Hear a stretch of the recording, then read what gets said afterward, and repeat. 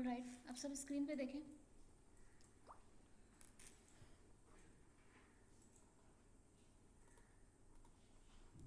सबसे पहले हमने एक ऑब्जेक्ट यहाँ पे मैंने डाउनलोड करके रखा हुआ है। आप लोगों ने ग्रेडियंट टूल पढ़ा था और 3D टूल पढ़ा था, ठीक है।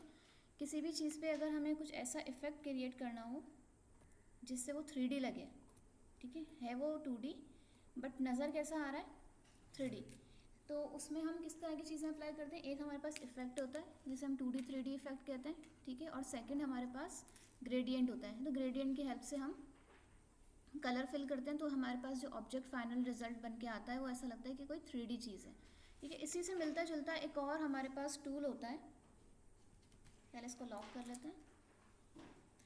आपको यहाँ पे ग्रेडियंट में ही नज़र आएगा, लाइक ग्रेडियंट पे आप राइट क्लिक करेंगे तो इसमें आपको एक और टूल नज़र आता है, मैश टूल, ठीक है।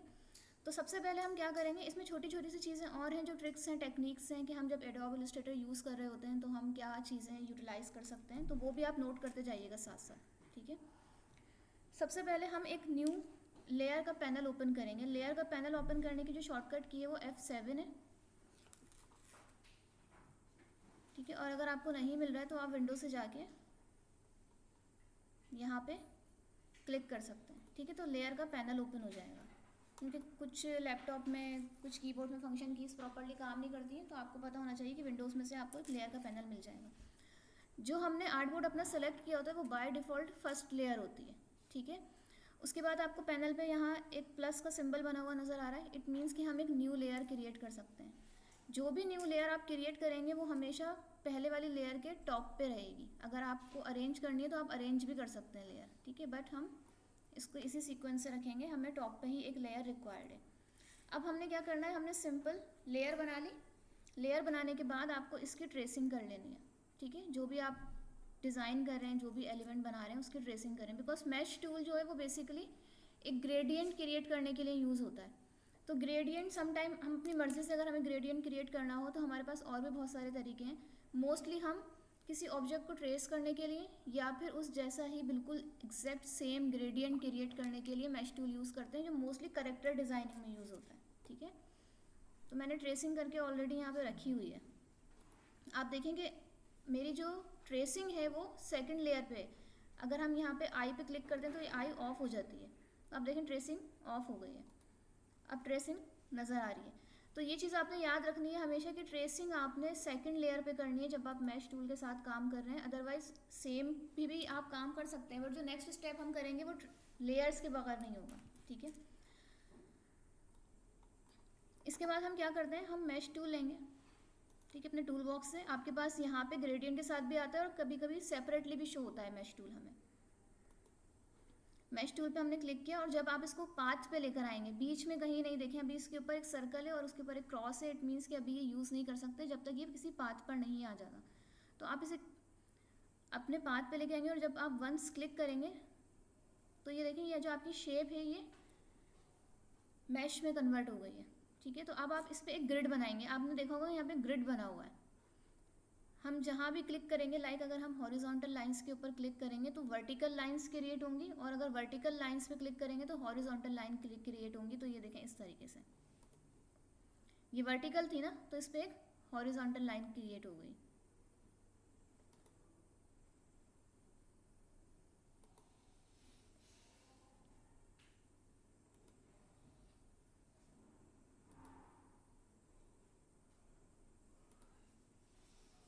हम वर्टिकल लाइंस पे क्लिक कर रहे हैं तो हमारे पास वर्टिकल लाइंस क्रिएट हो रही हैं, ठीक है। हॉरिजॉन्टल पे क्लिक करेंगे और अगर आप इसके बीच में भी कहीं सेंटर पे भी क्लिक करेंगे तो भी एक लाइन क्रिएट हो जाएगी। ज़रूरी नहीं है कि आपने इस पाथ पे करना है क्लिक, बिकॉज जो ये ग्रिड बनता जा रहा है ये भी एक प्रॉपर पाथ क्रिएट हो रहा है आप लोगों के पास। बिकॉज आप देखें अगर मैं डायरेक्ट सिलेक्शन टूल लेती हूँ तो इसका एक एक एंकर पॉइंट सेलेक्ट हो सकता है और हर एक एंकर पॉइंट के साथ उसके हैंडल्स भी हैं जिसको आप मैनेज कर सकते हैं, ठीक है। फॉर एग्जाम्पल मैं ये एंकर पॉइंट सेलेक्ट करती हूँ। वंस ऐसा नहीं है कि आपने एक बार अगर ट्रेसिंग कर ली या एक बार पाथ क्रिएट कर लिया तो उसके बाद आप एडिट नहीं कर सकते, आप बाद में भी एडिट कर सकते हैं। एक एक एंकर पॉइंट को पिक करके आप एडिट कर सकते हैं, जैसे हम नॉर्मली एंकर पॉइंट के साथ करते हैं, ठीक है। अब मुझे क्या करना है, मुझे इसमें कलर फिल करना है। मैश टूल बनाने का पर्पज़ क्या है, मैश टूल मैंने इसलिए बनाया है क्योंकि मुझे नीचे वाली जो लेयर है उसके एग्जैक्ट कलर इस लेयर में फिल करने हैं। सो अब मुझे वो लेयर तो नज़र नहीं आ रही, ठीक है। और आई ड्रॉपर के साथ मोस्टली लोग क्या करते हैं, ये भी एक तरीका है काम करने का, ठीक है। डिपेंड करता है कि आप कैसे काम करते हैं। कुछ लोग ऐसे रखते हैं लेयर्स को, ठीक है, और फिर वो उसके ऊपर से डायरेक्ट सिलेक्शन से कोई एक एंकर पॉइंट सेलेक्ट करते हैं। आपको इसमें सिलेक्शन, डायरेक्ट सिलेक्शन और आई ड्रॉपर की कीज़ याद होनी चाहिए, ठीक है। डायरेक्ट सिलेक्शन ए, आई ड्रॉपर आई। मैंने एक एंकर पॉइंट सेलेक्ट किया और आई ड्रॉपर से मैंने आई ड्रॉपर लिया। अब मैं यहाँ पे जहाँ भी क्लिक करूँगी मुझे एग्जैक्ट सेम ये प्लेस ही रिक्वायर्ड है। मैं इसमें कलर फिल कर दूँगी तो देखिए आपको कलर फिल होता हुआ नज़र आ रहा है, ठीक है। बट मुझे एग्जैक्ट सेम जगह से कलर पिक करवाना है, यानी कि कलर पिकर जो है मेरा वो एग्जैक्ट सेम प्लेस से कलर पिक करेगा तो ही नीचे से जो ग्रेडियंट मुझे रिक्वायर्ड है वो एग्जैक्ट बनेगा। और अब ऐसा है कि मुझे या तो यहाँ पे दूसरा इमेज रखना पड़ेगा, ठीक है। तो इसके लिए हम जो ट्रिक यूज़ करते हैं बेसिकली वो ये है कि आप जब यहाँ पर अपने लेयर पे आएंगे और ऑल्ट के साथ इस पर क्लिक करेंगे, लेयर 2 सेलेक्ट करते हैं हम, और अगर मैं ऑल्ट के साथ इस पर क्लिक करती हूँ, इस पर क्लिक नहीं हो रहा है,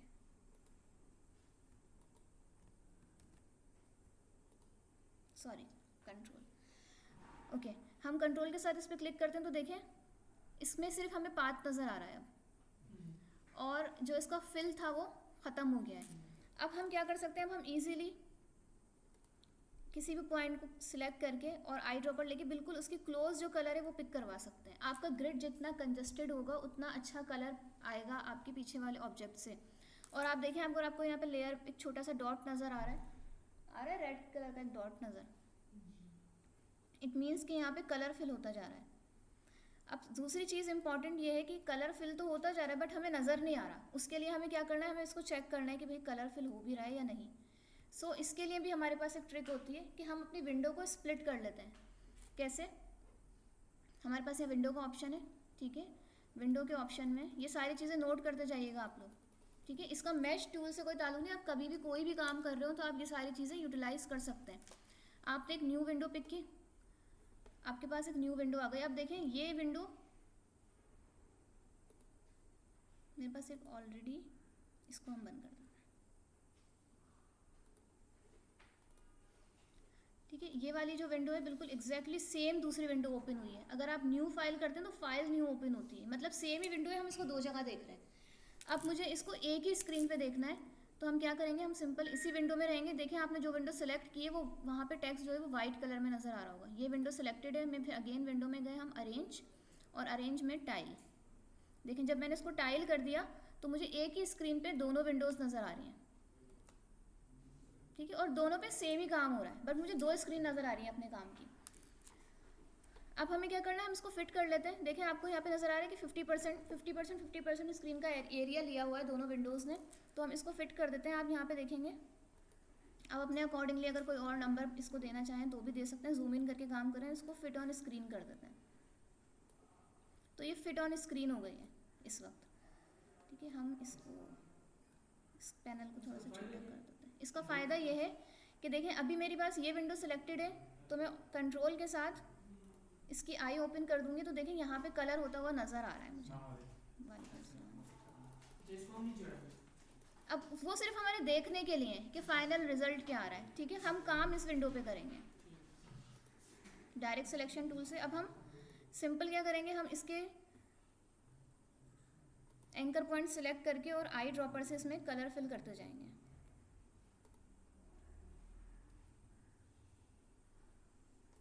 इसका फ़ायदा अब आपको नज़र आ रहा है कि पहले आपको पता नहीं चल रहा था कि कलर हो भी रहा है ठीक से या नहीं, ठीक है। बट अब आपको नज़र आ रहा है कि कलर प्रॉपरली फिल हो रहा है। वालेकुम सलाम।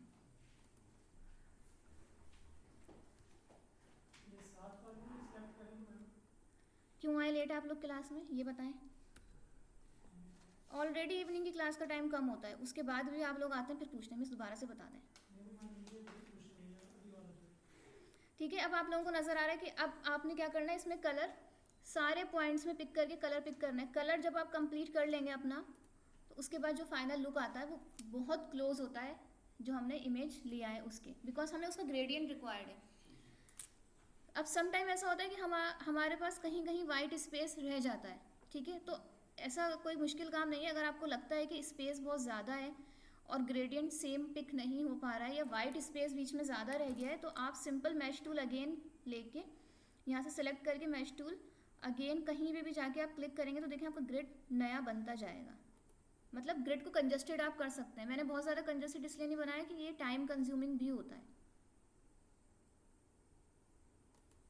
ये काम, ठीक है। तो हमें सिंपल अब जल्दी जल्दी अपने पॉइंट सेलेक्ट करके उसमें कलर फिल करते रहना है। मेक श्योर करिएगा कि जब आप पॉइंट सेलेक्ट करें तो वो रेड हो जाता है जब वो सिलेक्टेड होता है। अगर वो रेड नहीं हुआ इट मीन्स कि वो सिलेक्टेड नहीं है ठीक से, ठीक है। और उसका बिल्कुल क्लोज कलर फिल करेंगे हम। तो आप लोग कोई भी ऑब्जेक्ट ऐसा पिक कर सकते हैं, कोई भी फ्रूट, कोई भी 3D मटेरियल सिंपल सा आप लेके और स्टार्ट कर सकते हैं काम यहाँ पे। अगर मैं आप लोगों को मैश टूल आर्ट दिखा देती हूँ। और अभी सिर्फ हम इसको एक सिंपल चिली पे बना रहे हैं, बट ये होता मोस्टली फेसेस को वेक्टर में कन्वर्ट करने के लिए, ठीक है। बट इसमें बहुत टाइम लगता है, एक टाइम कंज्यूमिंग टास्क है। प्रॉपरली आपने ये जो आपके एंकर पॉइंट हैं सारे, इनको प्रॉपरली अरेंज करना होता है। ये चिली है ना, इसकी तो शेप सिंपल रेक्टेंगुलर सी है, बट जो फेस की शेप होती है वो इतनी सिंपल नहीं होती है। तो आपको क्या करना होता है, आपको एक एक एंकर पॉइंट सेलेक्ट करके अकॉर्डिंगली उसको शेप के अकॉर्डिंगली सेट करना होता है ऐसे। हाँ, फेस के एक्सप्रेशंस के अकॉर्डिंगली। बहुत कम ब्लेंड टूल यूज़ होता है अब मैश टूल, बिकॉज अब बहुत सारे इसकी एक्सटेंशंस भी आ गई हैं और बहुत सारी चीज़ें आ गई हैं, बट स्टिल बहुत सारी जगहें ऐसी होती हैं जहाँ पे हमें मैश टूल ही यूज़ करना पड़ता है, ठीक है। फेस का इतना परफेक्ट ग्रेडियंट आप खुद से बना ही नहीं सकते। मतलब अगर आपको ग्रेडियंट बहुत अच्छा क्रिएट करना भी आता है, जब भी अगर आप कोई फेस लेंगे और फेस को आप वेक्टर में कन्वर्ट करना चाहेंगे तो ब्लैक तो बहुत इजीली बन जाता है, बट कलरफुल मतलब इवन टून होती ही नहीं है कभी भी फेस की। करेक्टर जब हम डिज़ाइन करते हैं वेक्टर के लिए, तो उसके लिए आपको ब्लेंड टूल या मैश टूल के साथ काम करना होता है, ठीक है। क्लियर है यहाँ तक? अब आप लोग कोई भी एक सिंपल ऑब्जेक्ट ले लें, बहुत ज़्यादा टाइम कंज्यूमिंग नहीं, और इसकी एक एक्सटेंशन होती है मैश टॉर्मेंटोर, ठीक है। वो इस लैपटॉप पे नहीं चलेगी, ओपन करते ही हैंग हो जाएगा पूरा। उसमें सिंपल ये होता है कि आप कितना भी कंजस्टेड ग्रिड बना लें, सिर्फ आपको अपना ग्रिड को सेट करना होता है उसके ऊपर, बस। उसके बाद आप सिंगल क्लिक करके यानी कि अपना ग्रिड एंड उसका रेफरेंस इमेज जो उसके बैक साइड पे ही होना चाहिए, दोनों को सिलेक्ट करके आप जस्ट मैश टॉर्मेंटोर पे क्लिक करते हैं, वो खुद ही पिक कर लेता है। ये जो हम सिंगल सिंगल क्लिक करके पिक करवा रहे हैं ना कलर, वो सारे कलर अपने बैकग्राउंड से खुद ही पिक कर लेता है, बट वो बहुत हैवी होती है। और अगर मैं अभी इस लैपटॉप के ऊपर करके दिखाऊंगी तो पहले तो वो इसमें इंस्टॉल ही नहीं है। मैं आपको सिखा दूंगी, मैं आप लोगों को लिंक भी शेयर कर दूंगी, और किसी दिन अगर मैं अपना लैपटॉप लेकर आई तो मैं आप लोगों को एक बार दिखा भी दूंगी। अगर आप लोगों के पास घर में पीसी है तो आप लोग उस पर मैश टॉर्मेंटोर का मैं लिंक दे दूंगी, इंस्टॉल करके कैसे इंस्टॉल होती है पूरी बता दूंगी। वो आपके पास यहीं मैश के साथ ही आएगा, उसका ऑप्शन यहीं शो होगा, ठीक है। आपने जस्ट क्या करना है, आपने दोनों को सिलेक्ट करना है, बट आपको मैनुअल भी आना चाहिए काम करने का तरीका, ठीक है। सो आपने दोनों को सिलेक्ट करना है, मैश टॉर्मेंटोर पे क्लिक करना है, और जितने भी बैक साइड के ऊपर कलर होंगे वो पूरे पिक कर लेगा, ठीक है। तो फर्स्ट आप सबसे पहले तो ये इसका जो कॉन्सेप्ट है वो क्लियर करें अपने माइंड में, और मोस्ट इम्पॉर्टेंट ग्रिड बिठाना। लाइक ये तो सिंपल एक चिली थी तो इसमें ग्रिड की इतनी ज़्यादा हमें चेंज करने की ज़रूरत नहीं पड़ी, बट एक्चुअल में आपको बहुत सेटिंग करनी पड़ती है जब आप ग्रिड के ऊपर काम कर रहे होते हैं। लाइक इसका एक एक पॉइंट पिक करके हैंडल के साथ। अब आप देखें इसके अंदर जो एक शेड आ रहा है, ये लाइन बन रही है, तो ये दोनों लाइंस बननी चाहिए। ये ऑल बाय डिफ़ॉल्ट आ गई हैं 2 लाइंस इसके ऊपर ऐसे, तो वाइट ग्रेडियंट पिक कर लेगा ये। बट अगर नहीं आती तो हमें उसको सेट करना होता एक एक पॉइंट को इसके ऊपर। जितना अच्छा आपका ग्रिड होगा, जितना अच्छा आपका ग्रिड सेट होगा आपके इमेज के ऊपर, रेफरेंस इमेज पे, उतना ही अच्छा कलर पिक करेगा वो पीछे से, ठीक है। तो अब आप लोग कुछ क्रिएट करें और मैं फिर आप लोगों को बताती जाऊँगी जो भी इश्यूज़ आएंगे।